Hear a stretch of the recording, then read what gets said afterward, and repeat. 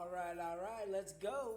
Hey, if you're not subscribed, please subscribe and give me a big thumbs up. Let us know how you like it. Throw a comment in there.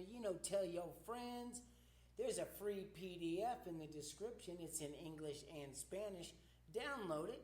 Go ahead and have some fun and perform all the problems. And then come on back and see how you done. All right, here we go. This is Algebra 1, equations of lines in slope intercept form, linear practice. Okay, the first thing we're going to do is we're going to graph this line. This line is in a form we call slope intercept form. That form looks like this. Y equals the m value times the input variable x plus the initial amount. The m is the slope. That's your rate of change, and it's a consistent rate of change. And the b is your initial value, or y-intercept in this context. All right, so the first thing they say is, hey, identify the slope. Well, the slope is the m. That's the number in front of x. So that's right there. I'm just going to write it down. There you go. B says, hey, identify the y-intercept. Well, the y-intercept is that b value, right? And that b value is this value right here. But you must bring that with it. They go together, okay? So my b value, also I want this to be said, is that y-intercepts are ordered pairs. And so the proper context is an ordered pair. The x value is always 0 at the y-intercept. Okay, to graph it, you first plot that y-intercept. So that y-intercept is -4. So I'm going to go ahead and plot that ordered pair, -4. I'm 0, -4. So x0 is right here, and then take it down to where y is -4. Now I'm going to apply that slope. The slope is rise over run, and we apply it from the y-intercept. So I'm going to rise 2 and run 3. Because it's +2, I go up, and because it's +3, I go in the positive direction 3. I'm going to do it again. Rise 2, run 3. Notice how those ordered pairs line up, and they line up in the form of a line. Okay, so I'm going to take my straight edge. I want to be really accurate with my graph, take it all the way through, and also what I want to do is I want to make sure and show that this graph goes on forever in that direction and forever in that direction. So I put arrows. We graph because all the ordered pairs, all of these ordered pairs that make up the line are all solutions for that equation. Every single x comma y that makes up that line is a solution. None of these are solutions, only ordered pairs that are on the line. So that's the pattern it creates. That's the solution pattern, that line. All right, let's do it again. Here's number 2. Okay, let's find that slope. Slope is the number in front of x. So it's -3. So I'm going to say -3. All right, let's find that y-intercept. That y-intercept is the constant term. That's the initial value. So that's going to be 6. But remember, we always write as an ordered pair. X is 0, y is 6. Okay, so always plot your y-intercept first, because we know that's a point that is a solution. So I'm going to go 0, and then up to 6, right there. Now I'm going to apply my slope. Remember, your slope is a rise over run. Well, we have a rise, but we don't have a run. Every integer, which is a non-fraction number, can be written as a fraction by putting it over 1. Notice there's a negative. So that means my rise is going to go down from the y-intercept. So I'm going to go down 3, but I'm still going to go over 1 in the positive. The negative only goes with the rise, not the run in this case. 1, 2, 3, 1. 1, 2, 3, 1. Notice how it makes that pattern, that linear pattern. It's because that represents all the solutions. There's an infinite number of solutions, so it's impossible to name them all by ordered pair. So the graph gives us the pattern of the solutions. That is done. Okay, now they're going to ask us some problems or some questions. So for example, complete the ordered pair x comma negative 8. All right, well that negative 8 is the y coordinate, right? So that's the y value. So I'm going to go up to problem number 1, and I'm going to rewrite it up here. And I'm going to take my y out and replace it with negative 8. That's what they're asking me to do. And I'm going to solve this equation for x. Notice we have 2 constant terms and 1 variable term. So in this case, I'm going to do something I don't normally do. I'm going to leave my variables over here, and I'm going to go ahead and add 4 to both sides. When I add 4, that gives me negative 4 equals 2/3 x. I'm going to take that up here if it's all right. So negative 4 equals 2/3 x. Now remember, I want to know what 1x is. So I'm going to divide by that fraction 2/3. Some teachers might say multiply by the reciprocal, which is great. When you divide by a fraction, you got to put it in parentheses. 2/3 divided by 2/3 is 1. So that's 1x. Now, watch what I do here in my calculator. I'm going to go ahead and I'm going to do negative 4 divided by, and I'm going to put that 2/3 in parentheses. That's important. I want the calculator to do this math first, and then whatever that answer is, I want it to divide that by that. And I get negative 6. So, complete the ordered pair. X is negative 6, so the x value is negative 6. The y value stays the same. That's negative 8. All right? All right. Let's go ahead and go to refer to problem 2. What is the x-intercept? Well, the x-intercept is the point where you cross the x-axis. This is the x-axis. So notice the solution that where it crosses the x-axis is right there. That is the x-intercept. The ordered pair has a y value of 0 and an x value of, ooh, I need to back up. That's not right. It has an x value of 2 and a y value of 0. Your y is always 0 at the x-intercept, and your x is always 0 at the y-intercept. That ends up being a very important concept, and it is always true. All right, I'm going to move on to the next page. Let's go. We're going to do problem number 5. Looks like they gave me a graph, and they want me to identify the slope. Well, in a graph, the slope is rise over run. That is my M. So I'm going to pick a point and go from left to right. So when you find the slope, you always go from left to right. So I'm going to go here. To get from there to there, I rise 1 and run 2. Rise 1, run 2. So my slope is rise 1, run 2. That's done.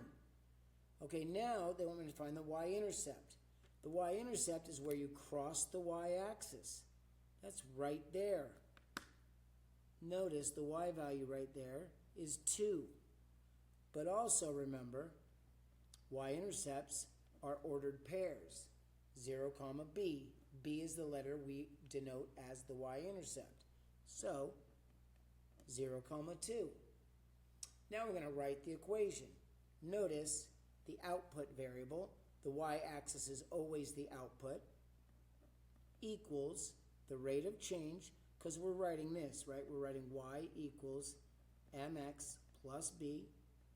M is the slope, so that's going to be 1/2 x, and b is the y-intercept.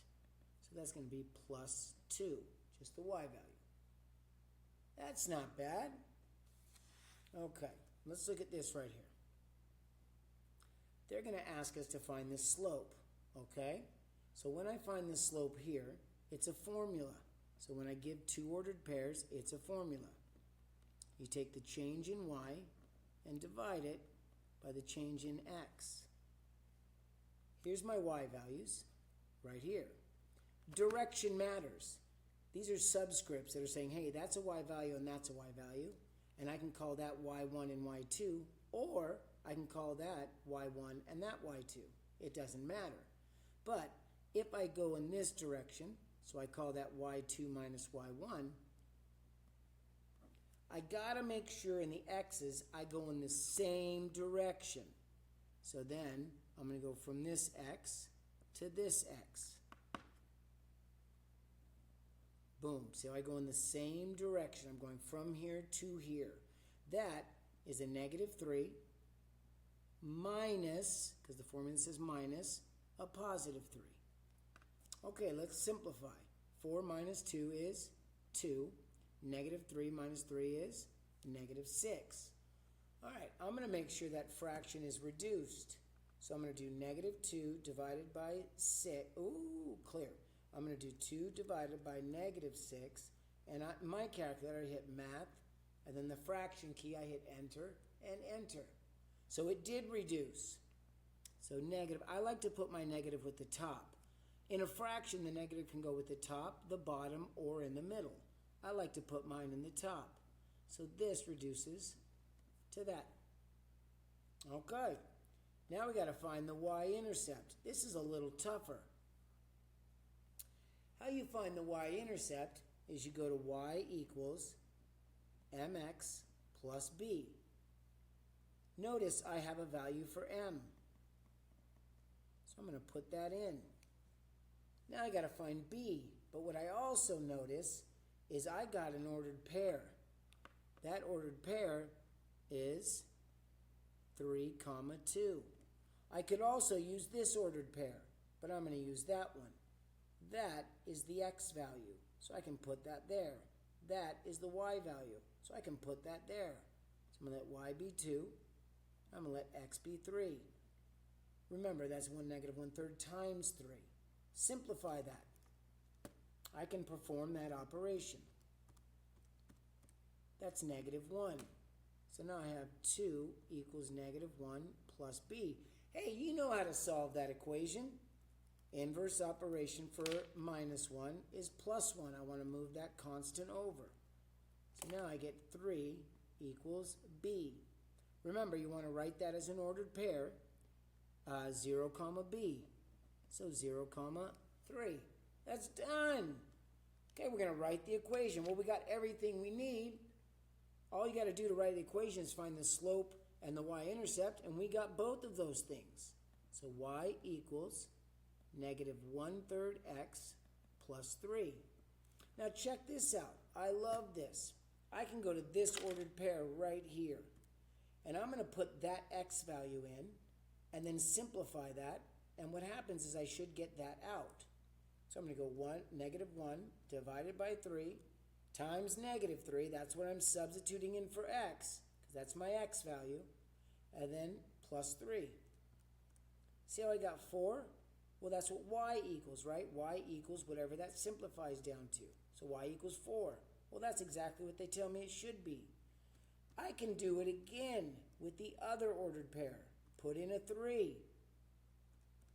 Hit enter, and I better get out a 2.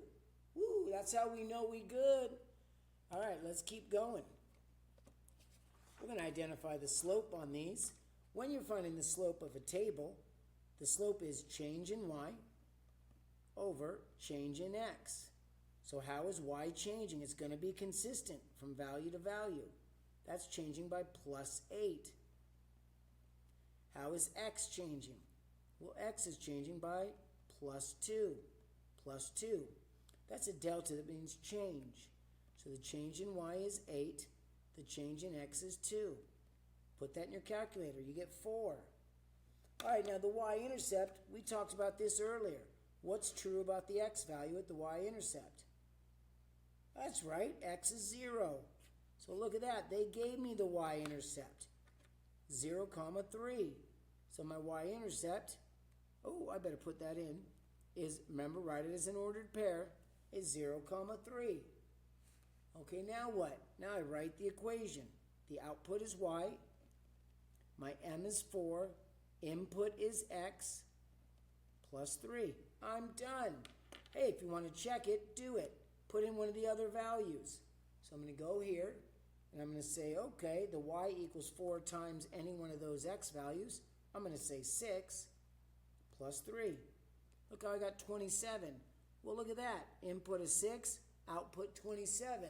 It works. We're good. Okay, let's do it again. Number 8, change in y. Oh, this one's tricky. It's going down by 5. And this is tricky for a lot of you, but we're actually going up by 2. All right? We're actually increasing by 2. From -2 to 0, you increase by 2. So my change in y over change in x is -5. This is a fancy way of saying the y value over 2. That does not reduce.